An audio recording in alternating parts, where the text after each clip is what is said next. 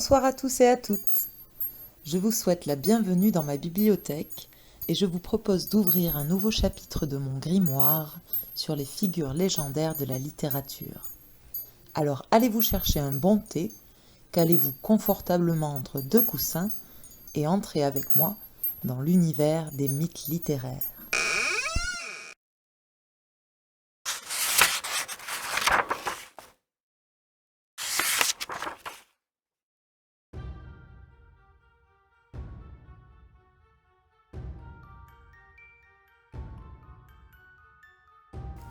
Comme la plupart des figures légendaires de la littérature, le mythe de Robin des Bois est au commencement le sujet d'une tradition orale. Mais à travers les siècles, le personnage initial a évolué pour devenir un véritable héros porteur de valeurs symboliques. C'est dans les légendes de l'imaginaire anglo-saxon, à la fin du Moyen-Âge, qu'apparaît Robin des Bois. Mais il n'est alors qu'un truand brutal, sans foi ni loi, bien loin de la figure du héros justicier qu'il deviendra au XIXe siècle. S'il a toujours inspiré les écrivains, et plus récemment la télévision et le cinéma, c'est ce portrait de défenseur des faibles qui préside à la représentation actuelle du personnage de Robin des Bois. Comme toujours, le temps atténue les défauts de la figure médiévale pour n'en retenir que les aspects symboliques les plus positifs.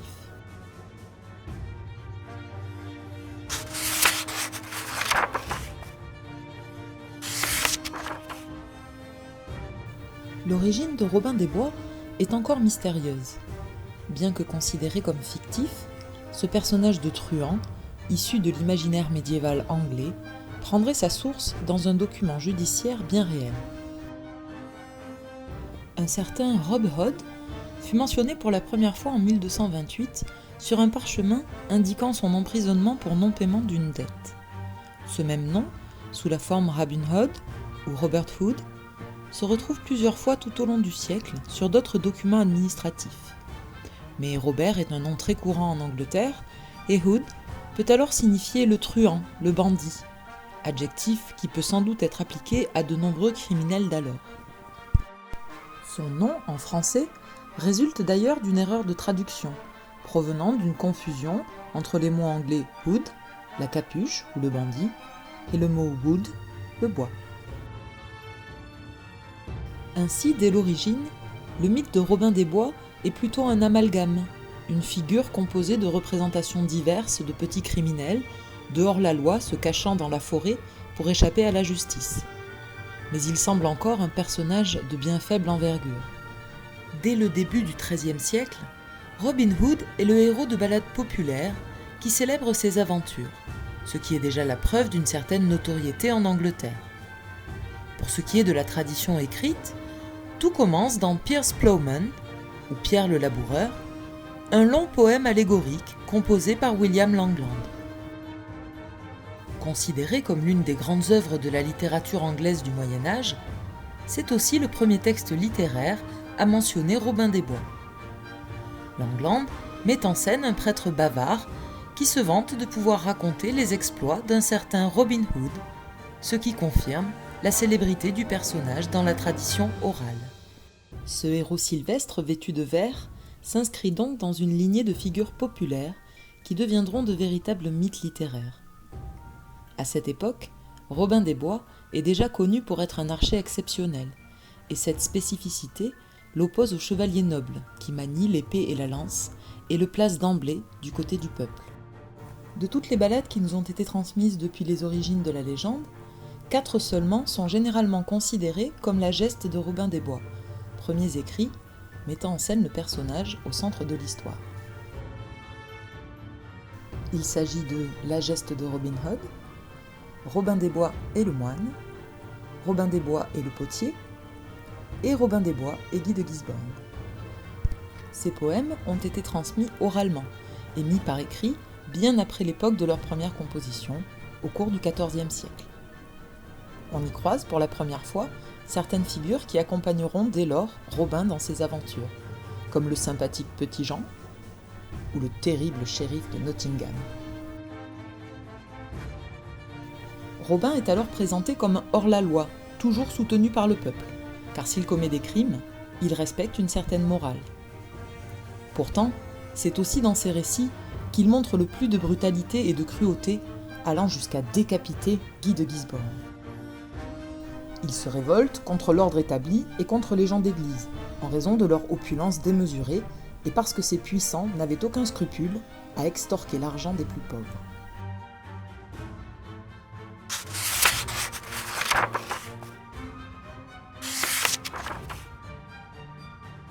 À la Renaissance, l'image de Robin des Bois change par rapport au siècle précédent pour aboutir à la légende contemporaine du brigand au grand cœur. Le hors-la-loi cruel perd peu à peu son caractère brutal et sanguinaire pour devenir un modèle de gentleman. Dans la pièce As You Like It, ou Comme il vous plaira en français, le célèbre William Shakespeare propose une sorte de transposition de l'histoire de Robin des Bois. L'un des personnages, Charles, fait d'ailleurs référence à notre héros, dans l'acte 1, scène 1 de cette pièce. Ils disent qu'il est déjà dans la forêt d'Ardennes, et de nombreux joyeux compagnons avec lui, et ils y vivent comme le fameux Robin Hood d'Angleterre. Tout comme chez William Langland, il ne s'agit pas d'une œuvre parlant directement de notre héros, mais elle atteste de la renommée de celui-ci à l'aube du XVIIe siècle. La chute et la mort de Robert, comte de Huntington, pièces attribuées à Anthony Munday, ont une place importante dans l'évolution de la légende de Robin des Bois. Munday a été crédité comme la première personne à identifier Robin Hood comme Robert de Locksley, comte de Huntington, et a placé l'histoire au temps du roi Richard Cœur de Lion et de son frère le prince Jean. Faisant du banal hors-la-loi un véritable aristocrate, il est aussi l'un des premiers à mentionner Marianne, une jeune servante qui soupire après le noble héros et n'est pas encore sa compagne. Le personnage de Marianne évoluera d'ailleurs en même temps que celui de Robin. À l'origine, cette figure est dérivée de la tradition française d'une bergère appelée Marion et de son amant berger Robin, sans lien avec Robin des Bois, comme dans le jeu de Robin et Marion d'Adam de la Halle, vers 1283. C'est alors une jeune fille associée aux fêtes de mai. Puis, elle devient Maid Marianne, petite servante, amoureuse, qui croise de loin les aventures de Robin. Enfin, la jeune femme va affirmer son caractère volontaire et prendre une véritable importance dans le mythe en accompagnant le héros dans la forêt de Sherwood, avant de devenir finalement la noble fiancée de Robin des Bois. A True Tale of Robin Hood est une ballade publiée en 1632 par Martin Parker, mettant en vedette notre héros et présentant un compte-rendu complet de sa vie avant qu'il ne devienne hors-la-loi et jusqu'à sa mort. Il y est décrit comme comte de Huntington et placé définitivement dans le règne de Richard Cœur de Lion. Contrairement à la plupart des textes du XVIIe siècle, Parker souligne la tradition selon laquelle Robin Hood aidait activement les pauvres. Finalement, Robin est victime d'une forte fièvre et fait confiance à un moine pour le saigner, une pratique médicale alors courante. Malheureusement, certainement par vengeance, ce dernier le saigne à mort. Dans Le berger triste de Ben Jonson, Robin invite tous les bergers et bergères de la vallée à un festin dans la forêt de Sherwood, avec toute la bande de ses joyeux compagnons, les fameux Merry Men, dont font partie entre autres Petit Jean, Frère Tuck ou Belle Marianne. Avec l'aide de tous, il tente de mettre fin à une injustice touchant l'un des villageois. L'importance de ce compagnonnage, de la force du groupe et de cette amitié indéfectible avec le peuple sera la base du mythe moderne de Robin des Bois. À la fin du XVIIIe siècle, Robert Ritson publie une sorte d'épopée qui a pour titre « Little Jest of Robin Hood » et dont le noble archer est aussi le héros. On voit dans cette pièce un Robin des Bois protégeant un chevalier contre les exactions de l'abbé de Sainte-Marie d'York. Il tue l'abbé et après des démêlés avec le shérif de Nottingham, est poursuivi par le roi Édouard en personne, qui finalement charmé de sa bonne grâce et de ses talents d'archer, lui accorde son pardon.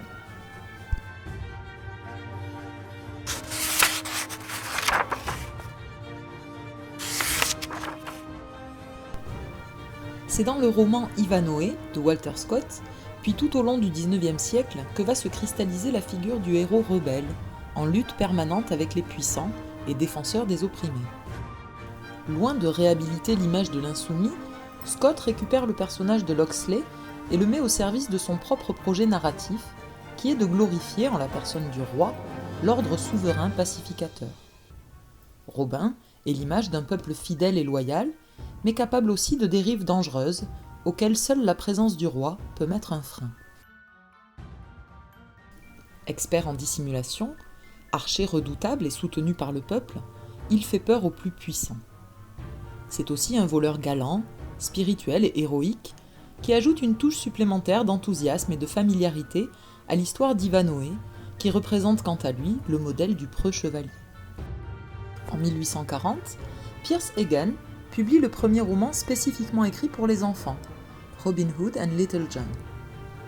On s'étonne que l'enfance de ce héros légendaire ait été peu abordée au cours des siècles, mais dans ce texte, Robin apparaît pour la première fois en nourrisson, abandonné à la porte d'un forestier qui l'adopte, l'enfant trouvé étant un motif récurrent du roman au XIXe siècle.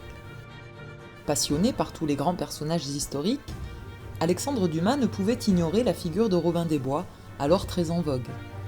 Il s'inspirera d'ailleurs du roman de Egan pour 2 récits publiés à titre posthume en 1872 et 1873, Le Prince des voleurs et Robin Hood le proscrit, qui racontent l'enfance et les aventures du jeune héros insurgé dans la forêt de Sherwood contre les envahisseurs normands à la fin du XIIe siècle. Il y est présenté en ennemi juré de l'ordre féodal, détroussant les riches pour donner aux pauvres, et combattant les lois iniques d'Henri II, gagnant ainsi son surnom de prince des voleurs.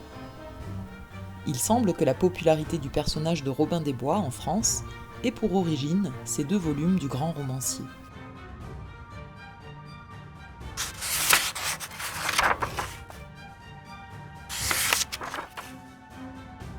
À l'aube du XXe siècle, le mythe de Robin des Bois est fermement établi dans la littérature, et il va largement être diffusé au cours du siècle. Son mythe est devenu universel, et tous les médias l'entretiennent, que ce soit l'opéra, la littérature de jeunesse, les jeux vidéo, ou bien sûr le cinéma. Ce sont les films qui ont d'ailleurs le plus influencé la représentation que nous avons de ce héros médiéval. Robin des Bois a été l'un des protagonistes les plus représentés par le 7e art, chaque génération, ou presque, ayant bénéficié d'un film remarquable mettant en scène sa légende. Robin des Bois et ses joyeux compagnons de Percy Stowe, créé en 1908, est le premier film présentant notre hors-la-loi comme héros. C'est également un des premiers films britanniques, ce qui souligne l'importance de ce mythe dans l'imaginaire anglo-saxon. Alan Dwan est le premier à produire un long métrage sur cette figure légendaire dans Robin Hood en 1922. L'interprète de l'inoubliable hors-la-loi est le célèbre acteur hollywoodien Douglas Fairbanks. Le film raconte la légende et présente des éléments aujourd'hui connus de tous. Pour l'époque, la production est magistrale et les moyens mis en œuvre véritablement exorbitants. Michael Curtiz et William Cayley mettront enfin en couleur le célèbre héros dans Les Aventures de Robin des Bois en 1938, signant là l'un des premiers films en Technicolor. L'œuvre rencontra un énorme succès et fut récompensée par 3 Oscars, celui de la meilleure musique, du meilleur décor et du meilleur montage. L'interprétation du héros par Errol Flynn, très aérien, a marqué les esprits et influencé la représentation actuelle que nous avons du héros au collant vert. Sa compagne de l'époque, Olivia de Havilland, incarnait Lady Marianne. La série télévisée Thierry Lafronde, créée en 1963, propose une véritable revisite à la française de la légende. Le roi de France, Jean II, est prisonnier en Angleterre et la France soumise à la terreur du prince de Galles. Mais Thierry de Janville, arborant la même allure que Robin, et ses compagnons déclarés hors la loi, résistent et espèrent le retour de leur bon roi. Les studios Disney s'emparent ensuite du mythe dans le film d'animation de Wolfgang Gretermann en 1973. La légende de Robin des Bois y est mêlée au célèbre roman de renard de façon assez originale. Robin, représenté comme un renard rusé, vit au royaume des animaux, dont le roi Richard est bien évidemment un lion.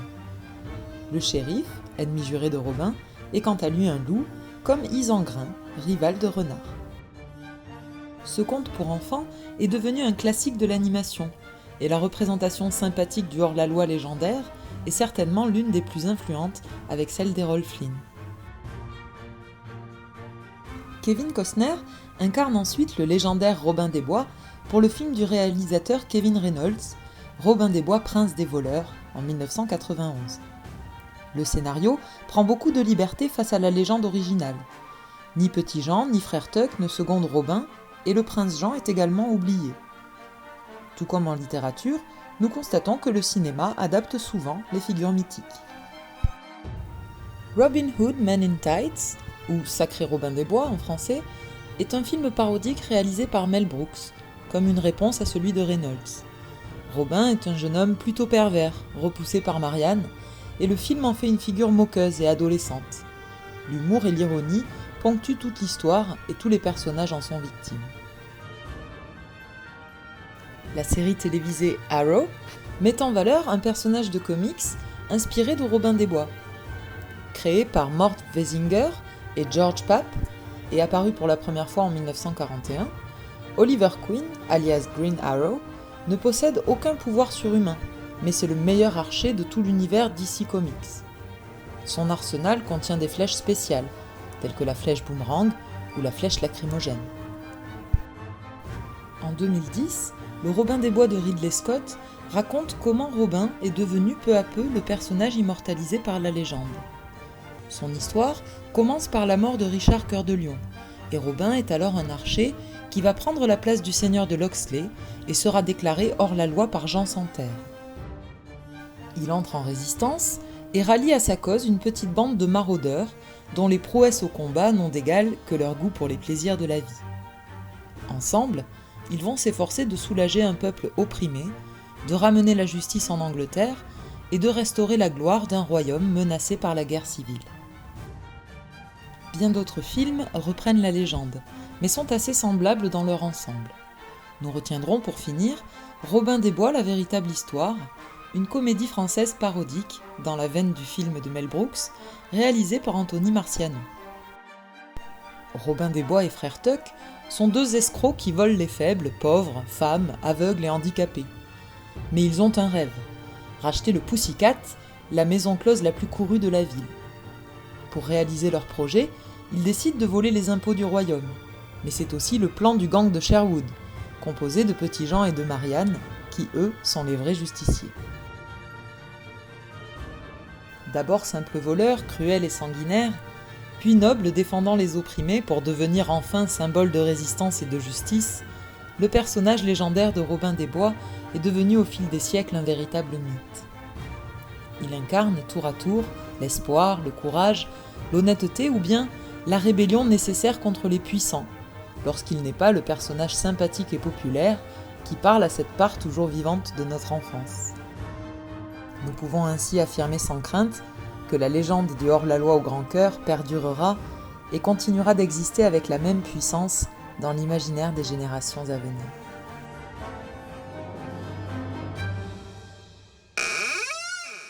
Je vous remercie d'avoir regardé cette vidéo et vous dis à très bientôt pour découvrir une nouvelle figure légendaire de la littérature.